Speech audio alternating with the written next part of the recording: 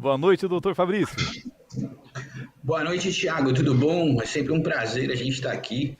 Bom, hoje vamos falar sobre problemas com bancos e financeiras, não é?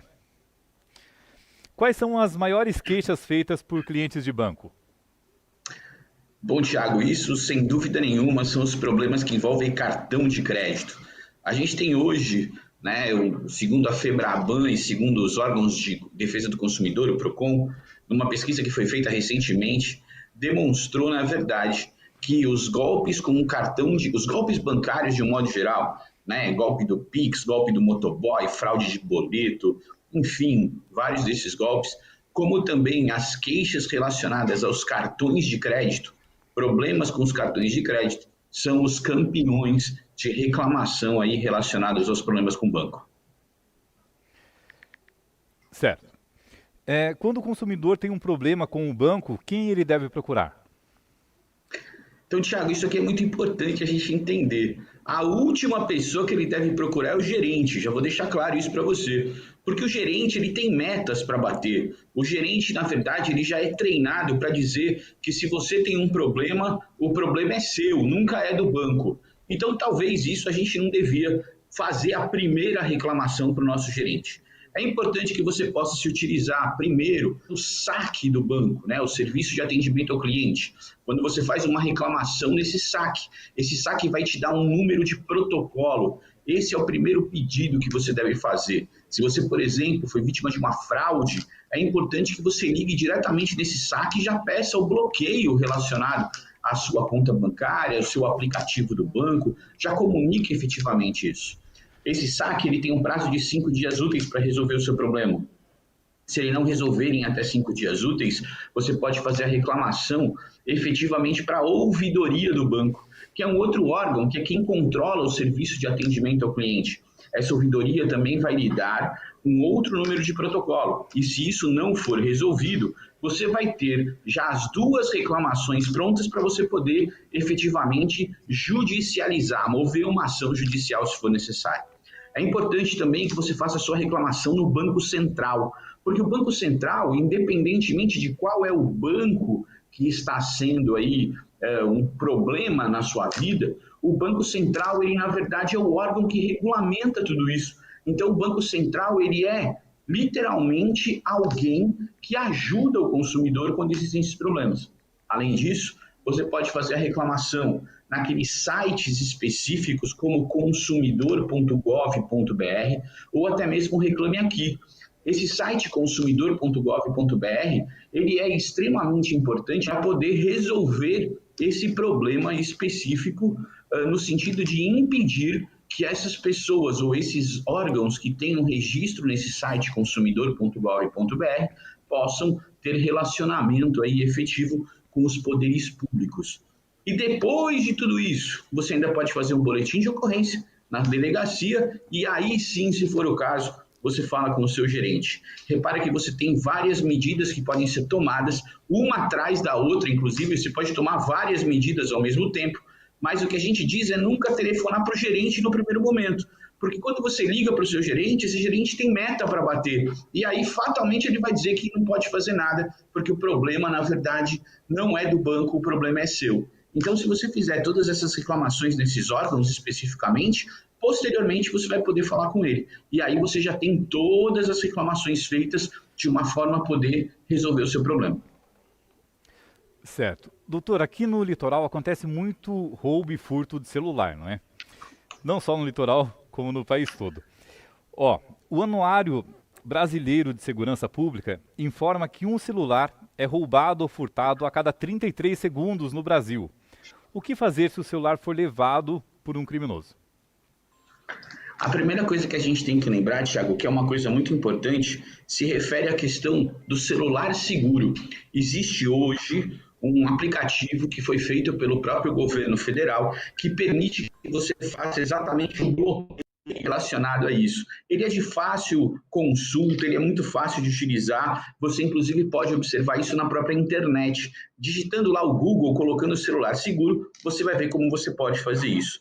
Outra coisa muito importante que a gente precisa ver efetivamente é saber tomar algumas medidas para que essas figurações não sejam fáceis para os bandidos terem acesso ao seu celular e aí sim fazerem essas transações bancárias. Então, por exemplo, se a gente, na verdade, mantiver sempre o sistema operacional do telefone atualizado, nunca nos utilizarmos daquele recurso que tem em tudo que é telefone, seja da linha iOS, Apple, seja da linha Android, né, que o famoso é o Samsung, né, ou outros assim nesse sentido, você nunca se utilizar daquele respectivo parte do aplicativo que diz assim, lembrar senha, porque esse lembrar senha efetivamente é o primeiro lugar que eles vão estar analisando. Tomar muito cuidado quando você colocar o seu telefone celular como o caminho respectivo para receber uma senha ou receber alguma coisa relacionada ao seu telefone, porque aí fica para as pessoas efetivamente recadastrarem isso e receberem através do seu próprio e-mail que está no celular essa nova senha ou esses novos códigos que são colocados. É muito importante também, Thiago, a gente ter essas questões de segurança, como biometria facial, a digital, porque isso vai ajudar também a essas pessoas não terem acesso imediato no nosso celular. E uma medida que é muito simples para poder fazer também, e muitas pessoas não colocam por comodidade. Lembra que nós temos um chip no celular. E esse chip, geralmente, a gente só coloca o celular para poder abrir com uma senha qualquer. Quando as pessoas roubam, furtam os nossos celulares, elas automaticamente colocam isso no YouTube, porque aí o celular já não sai mais dessa tela, o celular já não desliga mais. Então, por conta desse fato, Thiago, o que seria muito interessante é que você também colocasse o PIN no chip do celular. E aí você teria que fazer 2 conexões e fatalmente as pessoas não conseguiriam se utilizar dessa segunda conexão por conta de só você saber o PIN do celular. É isso aí, tem que dificultar para eles, não é, doutor? Exatamente. Quanto mais a gente... Perdão. Pois A ideia é exatamente dificultar cada vez mais, porque quanto mais a gente deixa isso passar, mais problema a gente vai ter no futuro, porque eles vão ter todas as informações já. Doutor, a vítima que tem o aplicativo do banco acessado pelo criminoso pode pedir ressarcimento à instituição financeira? Dependendo da forma que isso acontecer, pode sim, Thiago.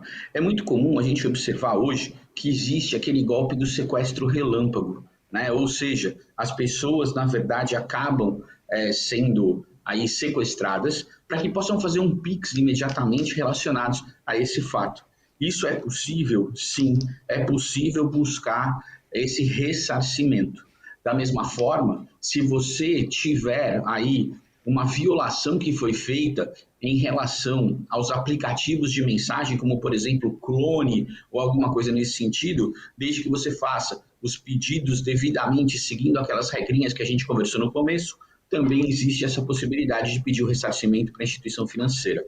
É lógico que cada caso é um caso, precisa ser observado efetivamente, mas você seguindo essa regra, vale lembrar que as instituições financeiras têm uma coisa que a gente chama na lei de responsabilidade objetiva, ou seja, você não precisa discutir de quem é a culpa, basta você demonstrar o fato e a forma como ele ocorreu, que efetivamente o banco pode ser responsabilizado por isso. Muito bem. Além do celular, documentos como o RG e CPF também são visados pelos criminosos. Eles buscam esses dados para aplicar que tipo de fraude? Geralmente, Thiago, o que o pessoal acaba fazendo quando roubam os documentos ou furtam os documentos é para poder abrir uma conta no banco com esses documentos fraudados, para poder abrir uma conta nesses bancos digitais, onde geralmente só o RG, aquela situação toda, é muito fácil falsificar aquilo, né, para poder abrir essa conta nos bancos digitais. É também muito utilizado esses documentos, Thiago, para poder fazer empréstimos. E aí as pessoas acabam fazendo empréstimos e acabam colocando isso na conta fraudulenta, o que acaba gerando a responsabilidade. Há de se lembrar uma situação muito importante, existe uma tese hoje muito forte perante os tribunais, em que as instituições financeiras devem objetivamente respeitar as regras do Banco Central para abrirem contas. tudo para poder dificultar a atuação dessas pessoas que furtam ou roubam os documentos para poder abrir essas contas fraudulentas no banco. Vale lembrar que cada caso é um caso, como a gente está falando, mas é muito importante que os nossos internautas, que os nossos amigos que estejam vendo o Boa Noite Litoral, saibam aí desses detalhes para, se isso vier a acontecer, tomar já uma medida rápida. E nesse caso específico, fazer o boletim de ocorrência para comunicar às autoridades é imprescindível para que a gente possa bloquear os documentos e não ter esse problema futuro. Certo. Ó, a Rosa mandou uma mensagem aqui, ó. Fizeram um empréstimo no meu nome. O que eu devo fazer e quais são os meus direitos? Então vamos lá. Esse empréstimo que foi feito no nome da Rosa deve ter sido feito um empréstimo fraudulento. Primeira coisa que a Rosa deve fazer, já faz a reclamação no saque do banco, efetivamente, e logo em seguida já faz a reclamação no Banco Central, dizendo que não foi ela que contratou esse empréstimo.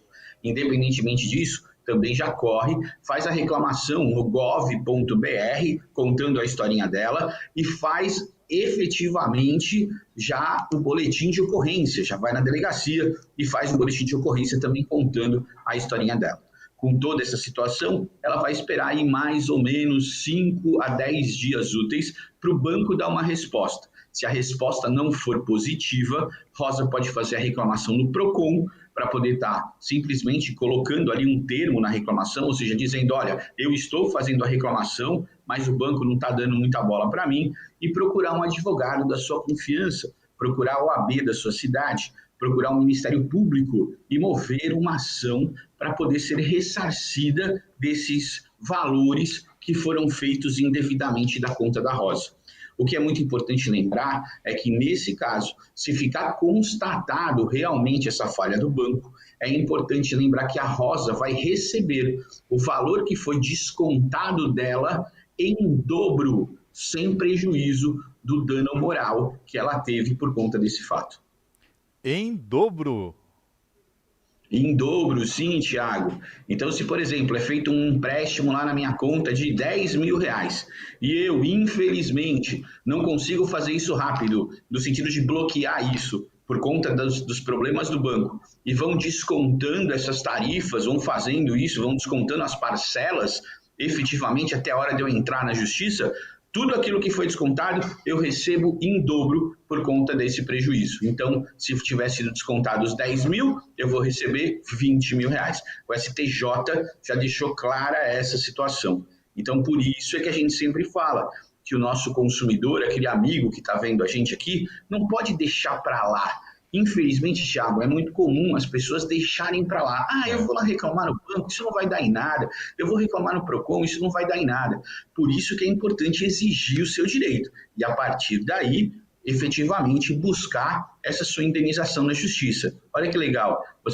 Legal em modos de dizer, né? Mas olha que interessante. Você, na verdade, tem um prejuízo de 10 e pode sair com 20 no bolso.